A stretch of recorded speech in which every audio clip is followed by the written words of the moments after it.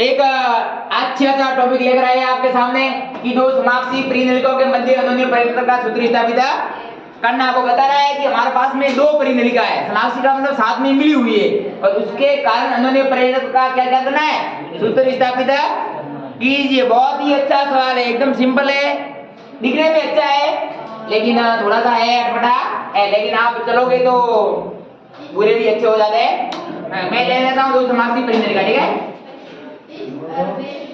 हाँ, समाक्षी का मतलब होता है दो परिनलिका साथ में मिली हुई है। इसका एक सिरा ऐसे और ये भी सिरा होता है ऐसे, और ये सिरा हमारे पास में P है और ये भी सिरा P है, और इसके अंदर I धारा जा रही है। क्या धारा जा रही है? I धारा जा रही है। I जा रही है, दही नहीं जा रही। क्या जा रही है? I धारा जा रही है, दही जा रही है, दही नहीं जा रही है, I धारा जा रही है। और I धारा जाएगी तो परिनल का विद्युत चुंबकीय गुण प्रभावित हो जाएंगे। तो बताया जब दो परिनलिकाओं को एक अक्ष से आपस में जोड़ा दिया जाए तो उन्हें समाक्षी परिनलिका कहते हैं। वो कहता है जब भी कोई भी परिनलिका का एक अक्ष हम साथ में जोड़ देंगे तो वो समाक्षी परिनलिका हो जाएगी। मतलब जो इसके गुण है वो उसमें मिल जाएंगे, इसके गुण है वो इसमें मिल जाएंगे। गुण मिलाना आपको आता है। जब दो परिनलिकाओं को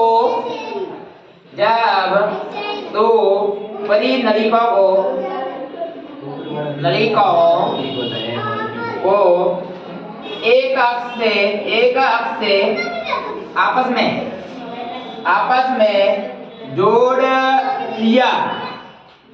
में जोड़ दिया जाता है तो इन्हें समाक्षीय परिनलिका कहते हैं। इन्हें समाक्षीय परिनलिका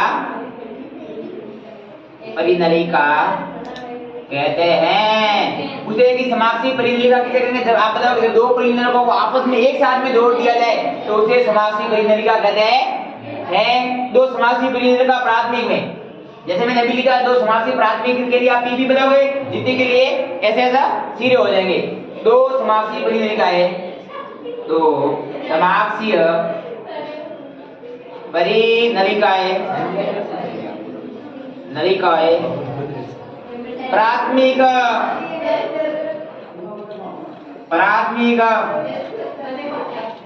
हमारे पास में कौन से सिरे? पीपी। द्वितीयक हमारे पास में क्या है? द्वितीयक हमारे पास में सिरे पूछे तो आप बताओगे एस और एस। एस और एस है, एस और एस है। और प्राथमिक परिनलिका में आई धारा प्रवाहित करने से प्राथमिक परिनलिका में आई धारा प्रवाहित करने से दो टेस्ट होगी है, एक टेस्ट और के जब बार भी तो टेंशन मत लेके दे।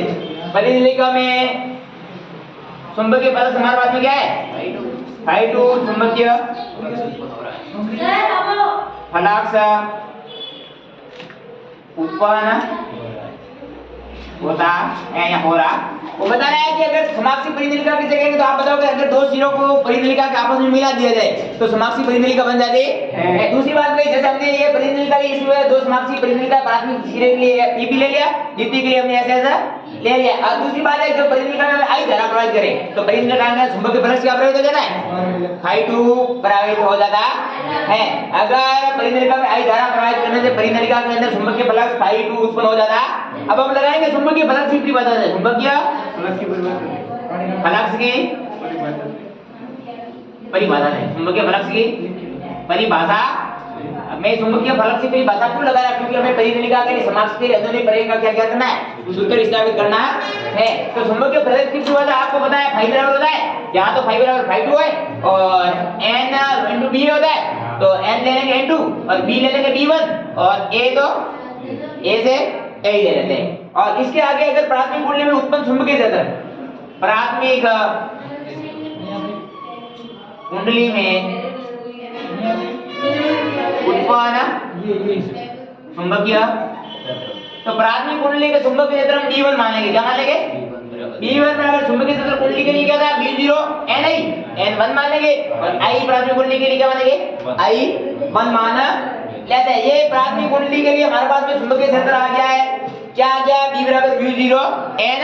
अब जो पहले ये भी हमने सिद्ध कर लिया है कि कुंडलियों के लिए चुंबकीय क्षेत्र कैसे होता है, तो आपने बताया सर B बराबर म्यू 0 n ही होता है। और अब हमने ये काम आ गया, यहाँ पर क्या काम आ गया, क्या क्या आ गया हमारे पास में ये अनोनीय प्रेरक का सूत्र निकले का। अभी तो और सूत्र लगा रहे हैं, तो हमारे पास में अगर phi 2 लेना है, क्या लेना है, ये B1 का मान रख देंगे, B1 की जगह रख देंगे।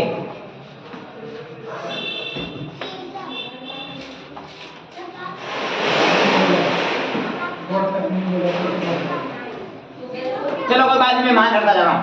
अगर मान रखेंगे तो phi 2 बराबर क्या बचेगा हमारे पास में n2 गुणा म्यू 0 n1 I2 a हो जाएगा, I2 a हो जाएगा। और द्वितीय परिधि में एकांक लंबाई में घेरों की द्वितीय का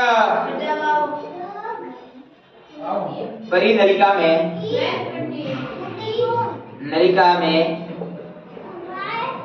एकांक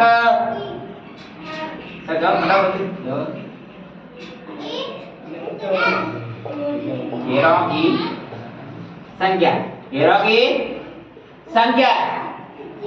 अगर वो पूछे कि द्वितीय परिनलिका में एकांक लंबाई में घेरों की संख्या हमारे पास में क्या हो जाती है, एकांक लंबाई के लिए घेरों की संख्या आपने निकाला, सूत्र बताया n बराबर n बटे l। तो हमारे पास में n2 ले लेंगे और बराबर में बड़े वाला n2 बटे l हो जाएगा। एकांक घेरों के लिए लंबाई का सूत्र हमारे पास में ये सूत्र होता है। ये भी काफी बार हमने देखा है, काफी बार देखे लगते हो। तो फिर इसको हम क्या कर लेंगे, n2 का मान निकाल लेते हैं। तो n2 का मान निकालने के लिए हमारे पास में हो जाएगा n2 गुणा l हो जाएगा, n2 गुणा ये इसके किसमें है, भाग में। इधर मैंने इसको कन्वर्ट कर दिया है, तो वो चला गया है गुणे में। कहां चला गया है, गुणे में चला गया है। और गुणे में जाते ही n2 का मान आएगा, ये n2 का मान निकाल दूंगा, n2 की जगह रख देंगे n2 पे। तो phi 2 बराबर हो जाएगा n2 l और गुणा म्यू 0 n1 I2 a और phi 2 बराबर हमारे पास में हो जाएगा, क्या हो जाएगा, mu 0 n1 n2, mu 0 n1 और n2 और I1 ये I1 ही है, आपको I2 नहीं लगाना है, I1 और हो जाएगा a ये दिया हुआ और l ये दिया हुआ। इसे मैं समीकरण क्या दे देता हूँ, एक दे देता हूँ। क्या दे देता हूँ, एक ही बहुत ही शानदार क्वेश्चन है, समझने वाले को समझ में आता रहेगा, लेकिन आपको समझ में आ गया मेरे को लग रहा है, आपके आप बात से रे देख अगर। तो अनोनीय प्रेरक का गुणा क्या होता है, m से प्रदर्शित करते हैं, और m बराबर हम जानते थे क्या होता है, mi होता है। क्या होता है, mi होता है।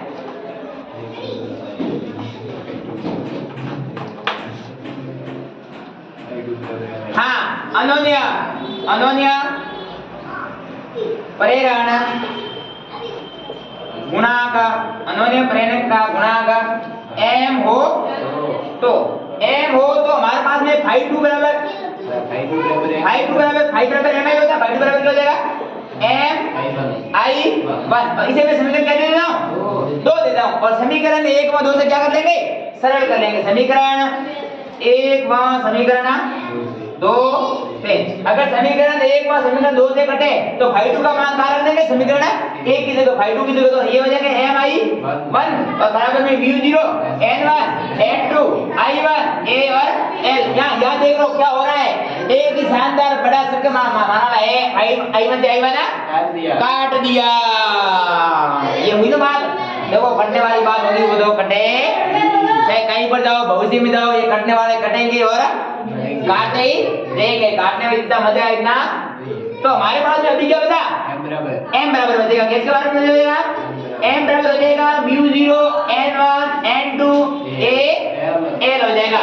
और अरे ये तो सूत्र आ गया रे, तो समाक्षी परिनिलिकाओं के लिए हमारे पास में क्या आ गया, अनोनीय प्रेरक का सूत्र आ गया। ये क्या हमारे पास में, दो समाक्षी परिणाम के लिए अनोनीय प्रेरक का सूत्र है। यहाँ से हमें पता चलता है कि m है वो लंबाई के क्या होता है, समानुपाती होता है। m है घेरों की संख्या के समानुपाती होता है, m है दूसरी वाली कुंडली के घेरों की संख्या के समानुपाती होता है, और m है उसके सदर कुंडली क्या होता है, समानुपाती होता है।